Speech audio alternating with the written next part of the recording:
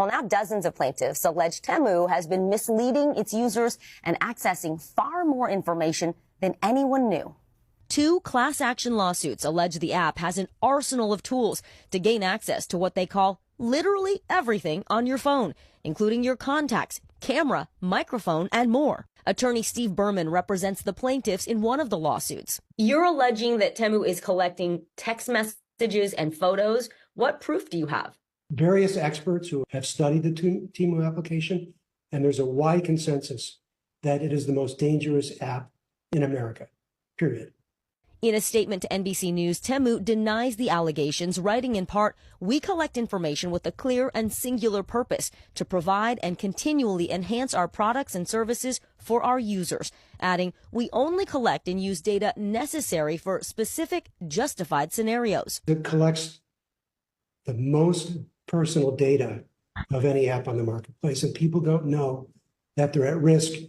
Welcome to The Critique, is a deep dive into the aggressive rise of e-commerce giant Temu, detailing its data harvesting practices, regulatory loopholes, and supply chain controversies. And diving right into the first major point, tailoring the cited evidence to a highly technical audience really requires prioritizing systemic vulnerabilities over consumer-level product reviews. Right, yeah. Because the fundamental weakness early in this material is that the current draft it significantly dilutes its core cybersecurity focus by dedicating far too much space to anecdotal consumer-level complaints. You mean like the physical products themselves? Exactly. I mean, we're spending pages reading about YouTubers testing cardboard RFID sleeves or, fake Stanley cups or $5 spy cameras that arrive broken. Yeah, it's a bit much.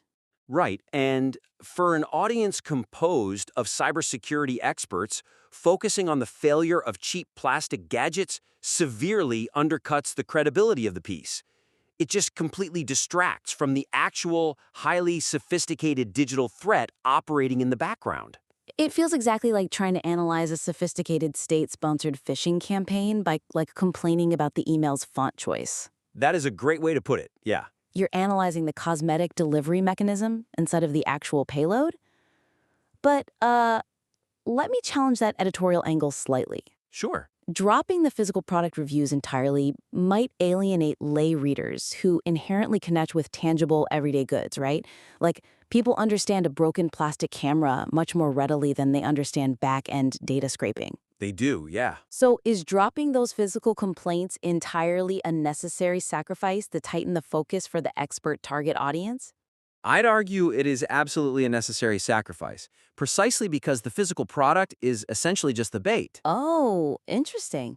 When you spend too much time analyzing the incompetence of the bait, you miss the engineering of the trap entirely. Right. Focusing on a consumer complaining that a cheap camera doesn't work creates this dangerous false sense of security. The reader subconsciously assumes that since the hardware is incompetent, the company must be technologically incompetent. Oh, that's a really good point. Yeah, so the author needs to elevate the threat model by stripping out these physical product reviews and instead rigorously comparing the hard technical evidence, the legal allegations, and the code-level precedents surrounding the application itself. Exactly, because an audience of security professionals isn't here to read consumer reports. Exactly. They want to know the architecture of the exploit. So rather than detailing a user's frustrating experience with a fake Bluetooth GPS tracker that lacks an actual GPS chip. Which is a funny anecdote, but yeah. Right. Centering the analysis on the September 2023 Grizzly research report makes a lot more sense. That report explicitly labeled the app as widely circulated malware. Exactly. A stronger approach would be to provide concrete comparisons of the data points requested in the Arkansas Attorney General lawsuit. Right, the biometric stuff. Yeah, the harvesting of biometric identifiers and precise network data, and compare that with the proven vulnerabilities of its sister app, Pinduoduo. Pinduoduo, of course, was removed from the Google Play Store in March 2023 for gaining root-level Android access. Yes. But, just stating root-level access leaves a lot of the mechanics unexplained. For a technical piece, we really should be digging into the how. Absolutely. It's kind of like hiring a plumber to fix your sink, and while you aren't looking, they bypass your home security system, make copies of your house keys, and install hidden microphones in the vents.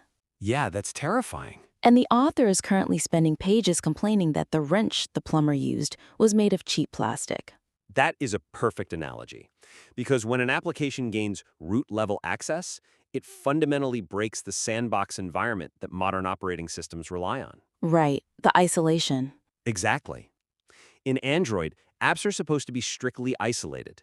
But when malware exploits a zero-day vulnerability to escalate privileges, it bypasses those boundaries entirely. Wow. It can silently read the SMS database, which means intercepting two-factor authentication codes. It can monitor the activity of other applications, and it can actively modify system settings to prevent the user from uninstalling it. So by exploring the mechanics of dynamic code compilation, like how the app hides its malicious intent from static security scans before executing on the device, the conversation immediately shifts away from "I bought that product" to the terrifying reality of "I installed a sophisticated surveillance tool." And once the author establishes that the storefront is merely a camouflage for a data vacuum, the entire pacing of the document needs to reflect the severity of that threat. Okay, let's talk about pacing. A rigorous narrative structure must escalate logically rather than jumping abruptly between unrelated thematic tangents. Yeah, the current pacing suffers significantly in the middle sections. It really does. The narrative haphazardly shifts from those severe zero-day data privacy violations we just discussed to sudden tangents about like environmental plastic waste and French fast fashion tax laws. Yeah, it completely breaks the tension and confuses the sharp, investigative tone the piece is trying to establish. The structural whiplash is intense. It is. I mean, the reader is learning about privilege escalation, the adrenaline is pumping, and suddenly they are thrust into a paragraph about the carbon footprint of shipping 1 million padded envelopes a day. Right? The environmental concerns are objectively valid, don't get me wrong, but they belong to a completely different threat vector.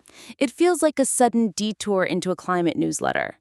Like the author mentions the upcoming French fast fashion law, which imposes up to a €10 fee by 2030. Right. I understand the instinct to include it. The author wants to be comprehensive and cover the true cost promised in the title, but it kills the momentum. It really does. What if they moved all non-cyber regulatory notes into a single, broader context sidebar? Would that preserve the pacing while still ensuring the research feels complete? A sidebar is a fair compromise for preserving valuable research without derailing the main text.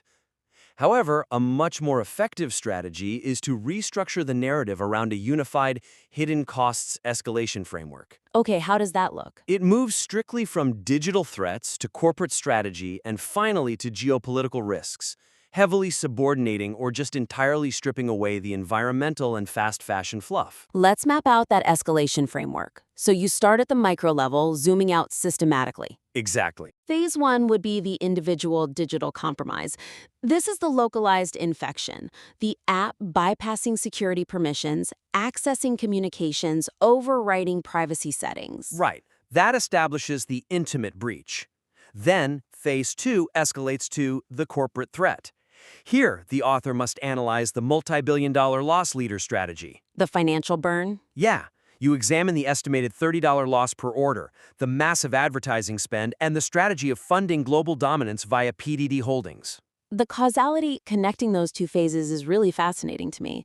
The intimate data harvested in Phase 1 acts as the hidden currency paying for the staggering financial losses detailed in Phase 2. Yes, exactly. Like, the user data is the product and the ad spend is just the customer acquisition cost for new data streams. Right. But I'm trying to picture how we logically bridge Phase 2, that corporate loss leading, to Phase 3, the geopolitical risk. Like, how exactly does consumer shopping data translate into a national security threat? Well, that is the critical conceptual jump the author needs to make explicit. Phase 3 synthesizes the individual data collection from Phase 1 and the corporate market dominance from Phase 2. Okay. It's not just about knowing what kind of discount socks a user buys, right? It's about cross-referencing their location data, their Wi-Fi network logs, and their Bluetooth handshakes to build highly detailed psychographic dossiers. Oh, wow. Yeah. When you aggregate that data across millions of users, you can map out secure facilities, you can track the daily routines and vulnerabilities of defense contractors, military personnel, or government officials. That is chilling. And when that aggregate data is accessible to a foreign adversary, the risk scales exponentially. This three-phase structure pulls the reader along a relentless path of increasing severity. So once the reader realizes that the company's true objective is hoovering up data at an unprecedented global scale, it completely changes how we view their physical operations. Entirely. To keep users opening the app and generating data, they have to flood the zone with ultra-cheap physical goods. And that sheer volume of physical packages forces a direct collision with international trade law. Yes, which leads us to the next big issue. Right. Exposing regulatory arbitrage requires framing trade loopholes as critical supply chain security blind spots rather than mere tax evasion tactics. Exactly. The weakness in the current draft is precisely how it handles the de minimis exemption. Right, the duty-free threshold. Yeah, the text correctly identifies the thresholds, the $800 mark in the US, 135 pounds in the UK, and 150 euros in the EU, but it weakly positions this as just a clever financial loophole used to undercut competitors on price. So it's treated like an accounting trick. Exactly. And treating it solely as an accounting trick misses the massive compliance and physical security risks this loophole creates for the entire international trade ecosystem. I mean, the material mentions these platforms shipping nearly 600,000 packages a day, basically acting as individual Trojan horses. It's incredible. It's an absolute logistical nightmare.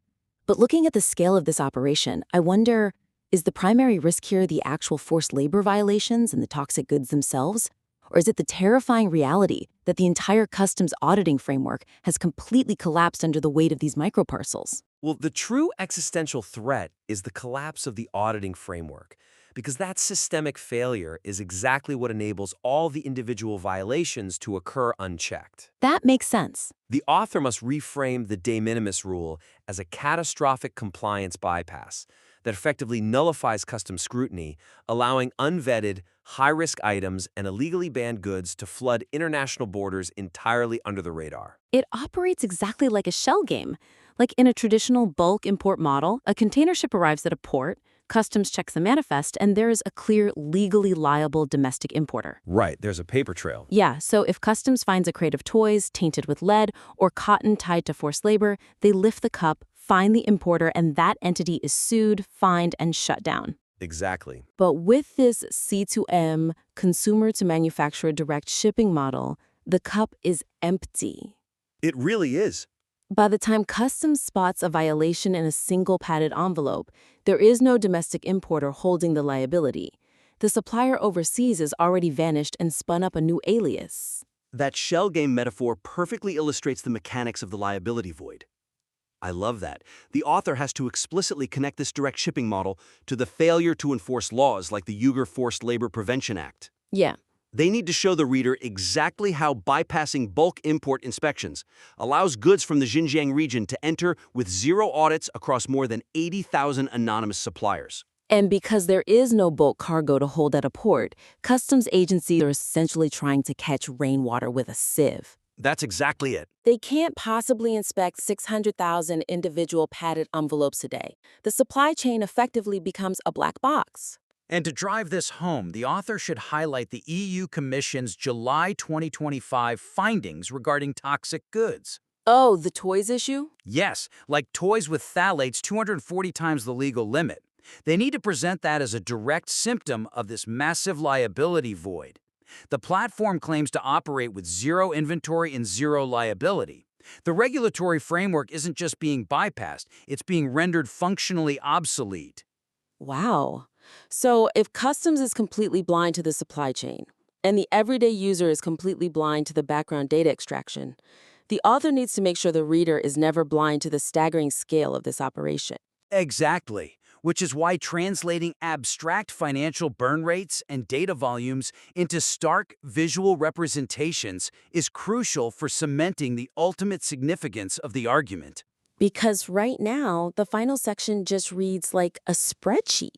It really does. The fundamental weakness in the final section is that the material buries staggering financial figures in dense, exhausting paragraphs. Yeah. We are talking about a $4.3 billion ad spend in 2024, multi-million-dollar Super Bowl ads, and a 47% drop in PDD Holdings' Q1 2025 net profit. That's a huge drop. Huge! And keeping all of that in continuous prose completely obscures the core equation of the business model, which is trading massive amounts of capital for user data. The ledger format is definitely exhausting. It creates a massive cognitive load on the reader to sequentially process all of those statistics. Exactly. But my concern is that shifting entirely to visuals might oversimplify the nuance of the regulatory data.